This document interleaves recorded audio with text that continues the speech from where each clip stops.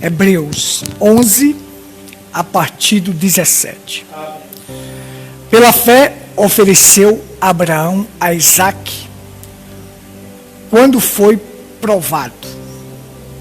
Sim, aquele que recebera as promessas ofereceu seu unigênito, sendo-lhe dito: em Isaque será chamada a tua descendência. Considerou que Deus era poderoso para até dentre os mortos o ressuscitar. E daí também em figura, ele o recobrou. Vamos continuar aqui, né? Amém? Falando sobre algo que a gente não vê, não cheira e não apalpa, que é a fé, o sexto sentido. Isso é tudo. Pela fé nós somos salvos, pela fé nós somos curados, pela fé nós vencemos o mundo, pela fé nós arrancamos o poder de Cristo para nos curar. Então a fé faz todas as coisas. Deixa eu desligar isso aí. Então a fé faz todas as coisas que a gente possa imaginar. Então nós temos mais uma vez aqui, a Bíblia destaca em Abraão, nós já falamos 2 cultos sobre ele, e aqui nós temos um terceiro culto também falando sobre ele.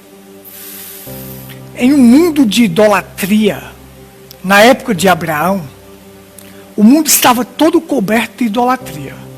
O único homem que não era idólatra na terra, era Abraão. Mesmo dentro da casa dos seus pais, o seu pai era idólatra, mas ele não era idólatra. Ele cria em um único Deus. Abraão foi o primeiro a disseminar o monoteísmo no mundo, porque o restante do mundo era politeísta, cria em vários deuses. A influência de Nimrod sobre aquele mundo foi muito grande. E as pessoas eram idólatras. Nós estamos vendo a idolatria aí, né? A idolatria. E a gente sai da casa dos nossos pais também idólatra. Eles são idólatras. E aí Abraão sai dali, da casa do seu pai, para servir, para disseminar convicção e fé no único Deus. Contra tudo e contra todos. O primeiro homem a qual Deus fez uma aliança incondicional foi com Abraão. Com Adão ele fez uma aliança condicional. Adão falhou.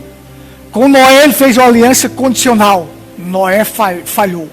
Mas com Abraão ele fez uma aliança incondicional. Foi o primeiro homem a Deus selar uma aliança incondicional. Você sai e eu faço o resto. Você sai e eu te abençoo. E eu te multiplico. E eu te engrandeço. Você faz aquilo que Deus pede e Deus cuida do resto. Nem se preocupe que Deus vai cuidar do resto. Deus vai cuidar de todas as coisas. Mas não tem coisa mais que fala mais alto do que os resultados. Os resultados. A coisa que fala mais alto nesta vida se chama resultados. Por isso nós tivemos aí a guerra da desinformação. Hoje nós estamos assim, vivendo uma guerra. A guerra da verdadeira informação contra a desinformação. E o mundo está cheio de desinformação. Essas pessoas que morreram aí, se não fosse a desinformação, não tinha morrido desse tanto de gente. Você tem um lixo chamado Globo, agora vai surgir outro lixo chamado CNN. É outro lixo pior do que a Globo. Para propagar desinformação para o povo. Para propagar fake news, Kinga. Sabe? Lixo, lixo, lixo. E assim nós estamos vivendo. Mas as pessoas não vão buscar, as pessoas não pensam, as pessoas não vão atrás. Então, se eu quero saber se um remédio foi comprovado cientificamente, se eu tomei outro remédio aqui e eu fiquei bom, eu quero saber se foi comprovado cientificamente, eu quero saber dos resultados. Estou dizendo, nada fala mais alto do que os resultados. Por isso que Abraão saiu, vamos. Terá o pai de Abraão disse, não, Abraão, o que é que tu vai ver, Abraão? Tu vai ficar contra tudo, contra todos, Abraão. Abraão diz, julgue os resultados depois. E verás. Vamos ver os resultados. O que é que vai dar? Olha o que é que deu até hoje. Nós só estamos aqui por causa de Abraão. Amém. Porque ele foi o pai da fé, ele segurou uma aliança ali com Deus, firme e forte. Dele descendeu os patriarcas. Dele surgiu a nação de Israel. E quando Jesus fazia referência, dizia assim, este também é um filho de Abraão. Olha a referência que Jesus usava para Zaqueu. Porque houve salvação nesta casa, porque este também é um descendente de Abraão. A referência vai lá. Vai lá no pai da fé. Julgue os resultados, que é mais importante. É como assim. O pastor tinha uma igreja grande. E esse pastor pregava, e o povo não entendia o plano de salvação. E aquela pregação bonita, polida, porque as pessoas hoje querem ver assim, palavras bonitas, palavras polidas e palavras que sejam assim, concordância certinha. Gente, isso não vale de nada. O que vale é eu falar e você entender. Se eu falo e você entende, é o que interessa. Pela minha formação que eu tenho, eu poderia usar palavras bonitas, aquelas palavras bem difíceis de entender, mas eu não vou usar isto, porque isso não vale de nada. Jesus era simples, os filhos de Deus são simples, eles têm que pregar da maneira mais simples que existe. Aí, tinha um irmãozinho que morava no interior, e o camarada não sabia nem falar, nem conversar direito.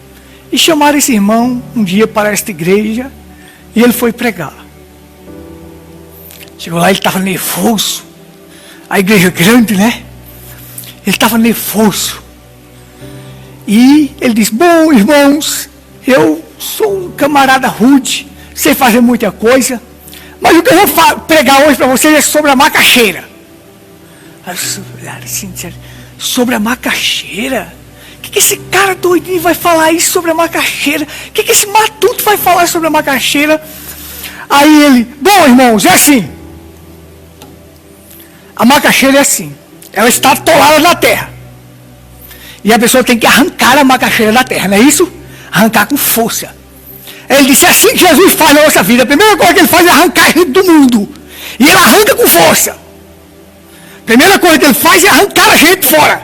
Tira fora do mundo. Mas não para por aí não, irmão. A segunda coisa que se faz com a macaxeira é lavar a macaxeira. Jesus nos lava pela sua palavra e pelo seu sangue. Diz, mas não parou por aí não. A terceira coisa é tirar a casca dela. Jesus vai tirar esta casca de nós, essa carne ruim que a gente tem. Ele tem que tirar de nós, ele tem que fazer morrer isso. Ele diz, mas não para por aí não, irmão. Tem que prensar a macaxeira agora para tirar o que ele chama de veneno. Para poder formar a farinha de mandioca. Vai prensa, tem que tirar o veneno. Tem que tirar o que não presta de dentro de nós. Não é só tirar a casca não, mas tem que tirar o que está dentro também. Tem que limpar por fora e limpar por dentro. Mas não parou por aí não. Agora o próximo passo é ser moída a macaxeira, vai moer. Agora tem que passar por tribulação, por problemas, por dificuldade, para poder ser uma farinha, para poder ser alguma coisa. Mas não parou por aí não, irmãos. Tem que peneirar a farinha. Todo mundo começou a chorar. E alguns começaram a dizer, eu acho que eu ainda estou na casca. O outro disse, eu acho que não. Eu acho que eu ainda tenho um veneno dentro de mim. A outra disse, eu acho que eu preciso ser peneirado. Todo mundo começou a chorar com a pregação tão simples Jesus, usando a macaxeira, ele pegou todo o plano de salvação, coisa que o povo não tinha entendido na igreja. Sabe por que Jesus usava parábolas? Porque parábolas todo mundo entende, quando ela é explicada.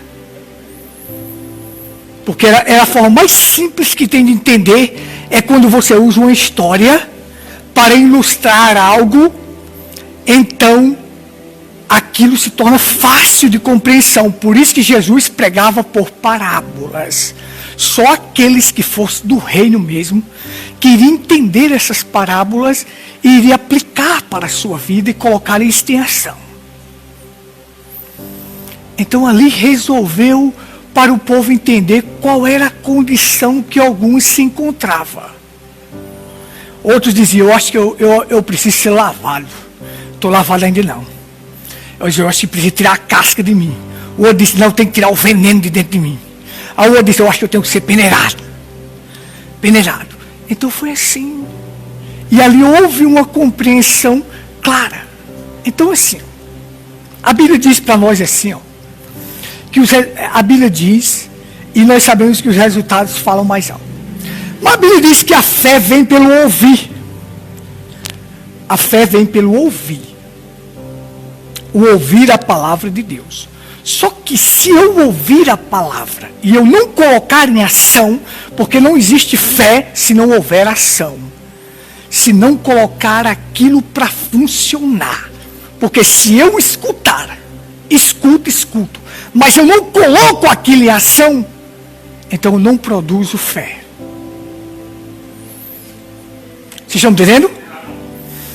Aí Jesus, a Bíblia diz, como ouvirão se não tem quem pregue? Então tem que pregar para que as pessoas ouçam. E quando as pessoas ouvirem, elas precisam colocar aquilo em ação. Para que aquilo funcione. A fé, a Bíblia diz, é o firme fundamento. Quando você vai construir uma casa, um prédio, você bota o fundamento. Mas se você não tiver ação, a casa não é levantada. O firme fundamento está pronto, né? Mas precisa ter ação para que a casa chegue a ser levantada. Então tem que botar isso em prática, em ação. A Bíblia diz assim, que Israel ouviu, mas não creu. Então tem pessoas que ouvem, mas não crê. Então aquilo não valeu de nada. Não serve de nada. Muitos ouvirão e não crê. Jesus falou assim para nós, se não virem sinais e maravilhas, não crerão. Tem estas pessoas também que só querem crer depois que vê sinais e maravilhas. Não. Eu não preciso viajar de avião para saber que o avião voa. Você precisa? Quem já viajou de avião aqui? Ninguém, né? Já viajou, né, Lúcia? Mas o restante não. Mas eu sei que o avião voa. Eu nunca viajei de avião. Mas eu sei que o avião voa. Não é obrigado eu ter presenciado milagre para saber que Cristo faz milagre. Ele faz milagres e vai operar em minha vida. Então, eu creio. William Branham disse, se ninguém fosse curado, eu continuaria pregando cura divina.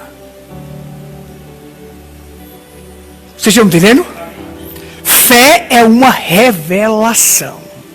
E as pessoas têm que adquirir esta revelação para a sua necessidade. Se sua necessidade é cura, adquira esta fé para a cura. Se sua necessidade é entender melhor a palavra, adquira esta fé para entender melhor essa palavra. Então, tem que adquirir isto. Agora veja. A Bíblia diz aqui o seguinte, olha, fé tem que ser posta em ação. Senão não é fé. Deus chegou para Abraão e disse, Abraão, me dá teu filho, teu único filho, em holocausto a mim. Bom, se ele tivesse ficado lá, crendo em Deus, e dissesse, não, eu não vou não, ele tinha que praticar praticar aquela ação para mostrar que realmente ele tinha aquela fé em Deus, que Deus era capaz de ressuscitar aquele menino. Vocês estão entendendo? Então veja só.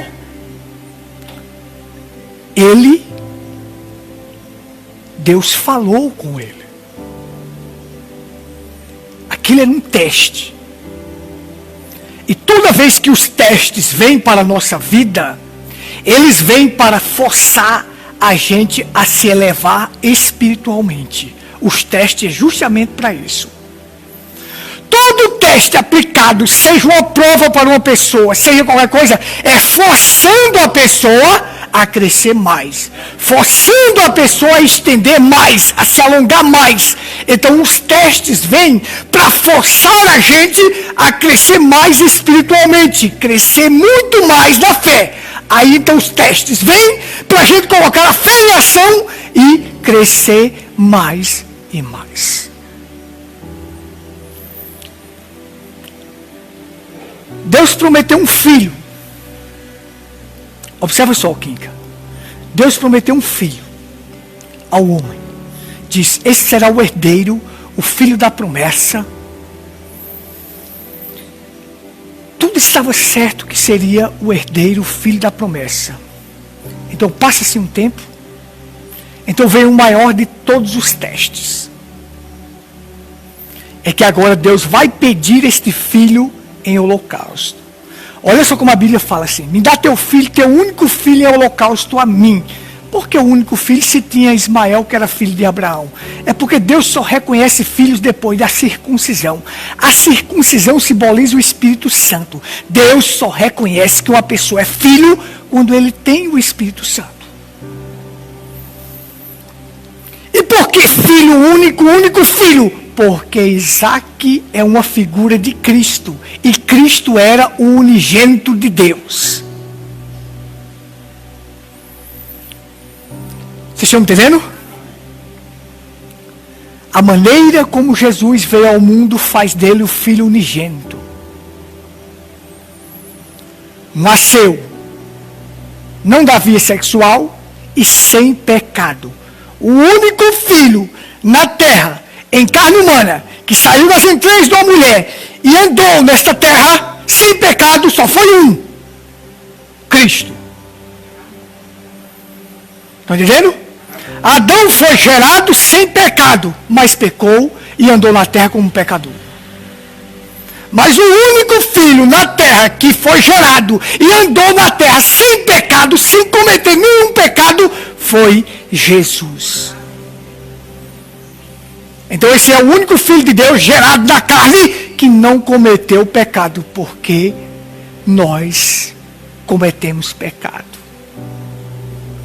Vocês estão entendendo? Isso faz dele o unigênito. O único. Me dá teu filho, teu único filho em holocausto a mim. Diz que Abraão recobrou este filho em figura. Em figura porque o único filho viria, Cristo. Está entendendo? Olha só. Aí aquele filho vem. Aquele menino seria o menino da promessa. Nasce. É circuncidado ao 8º dia. Aí Deus vem e diz para Abraão: Abraão, me dá teu filho, teu único filho em holocausto a mim. Da sua coisa mais preciosa que você tem requer fé.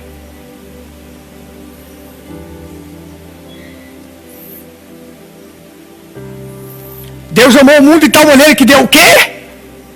Deu seu segundo filho, seu terceiro? Não, deu seu único. Deu seu único.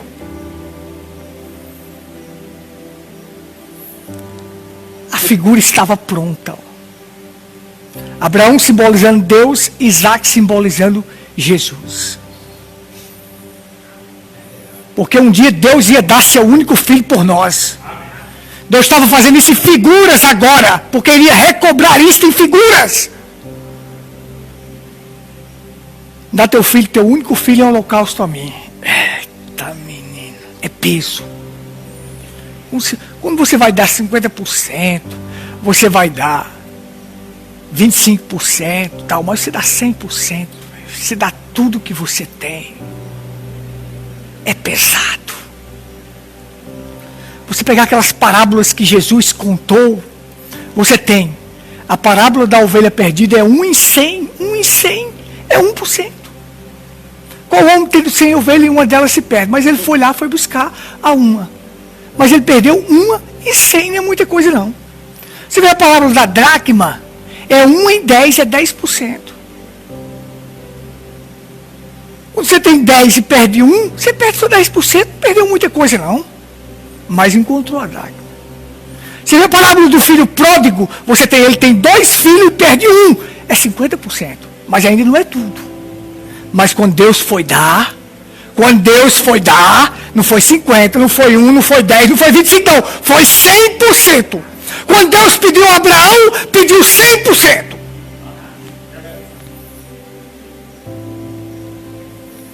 Estão entendendo? 100%. Dá teu filho, teu único filho em holocausto também. Aí é complicado. Mas aí ele não tutubiou não. Dou. Mas não vou contar para Sara não, porque senão ela vai se desesperar e o choro vai ser dele. Oh meu Deus, oh desespero. Não, tem coisas que a gente não conta para outras pessoas não, porque eles não têm constituição para receber aquilo. Estão entendendo? Tem coisas que as pessoas não têm constituição para receber, nem todos têm, e você não pode contar. Se Abraão contasse para Sara que ia levar Isaac para o Monte Moriá para sacrificá-lo a Deus, ixi, o desespero seria grande, e o choro e o desespero grande. Nem contou.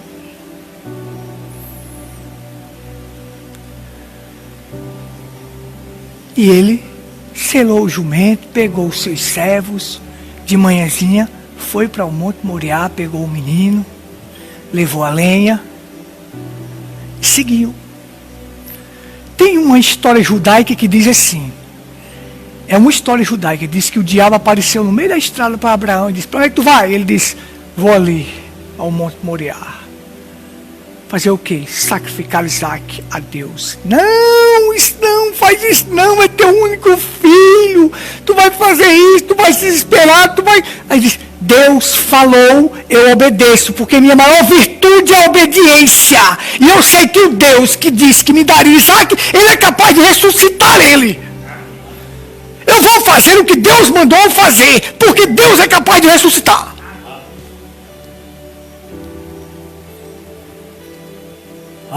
Olha como é que diz assim. Ofereceu o seu unigênito. Não, aqui. Pela fé, ofereceu a Abraão Isaac quando foi provado. Sim, aquele que recebera a promessa ofereceu o seu unigênito. Sendo-lhe dito em Isaac será chamada a tua descendência. Considerou que Deus era poderoso para até dentre os mortos o ressuscitar. E ele foi.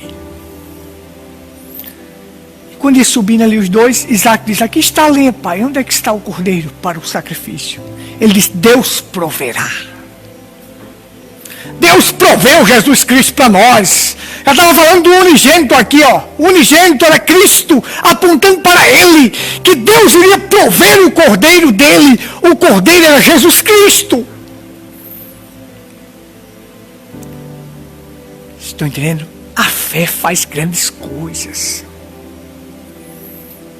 Faz você alcançar tão grandes coisas. Por isso que a maior necessidade que nós temos é de ter fé.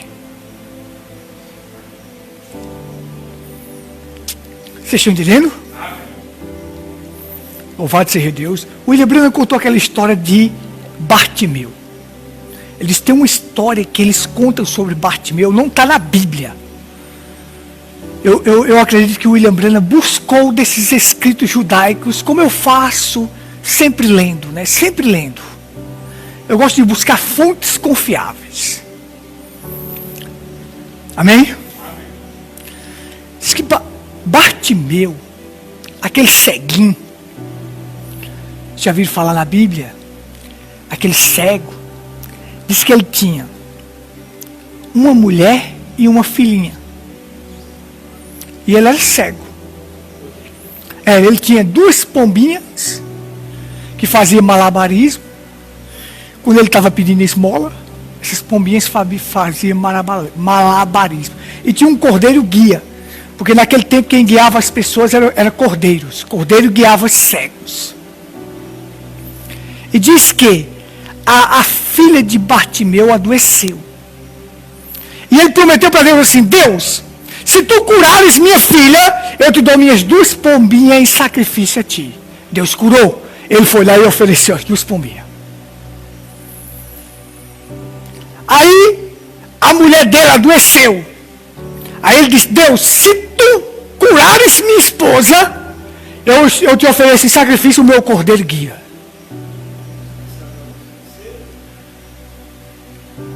E Deus foi lá e curou. Ele pegou o cordeiro e foi para entregar para o sacerdote. Diz que quando ele ia no caminho, Caifás encontrou ele e disse: Bartimeu, para onde é que tu vai? Ele disse: eu vou oferecer o meu cordeiro guia em sacrifício. Aí ele argumentou: não, Bartimeu, você não pode fazer isso, porque esse cordeiro é seus olhos, é ele quem te guia. Você não pode fazer isso. Eu te dou um cordeiro melhor, eu pago por um cordeiro para você. Ele disse: não, eu disse a Deus que era esse aqui. Você pode me dar o que for, mas Deus, eu disse para Deus que dava esse aqui.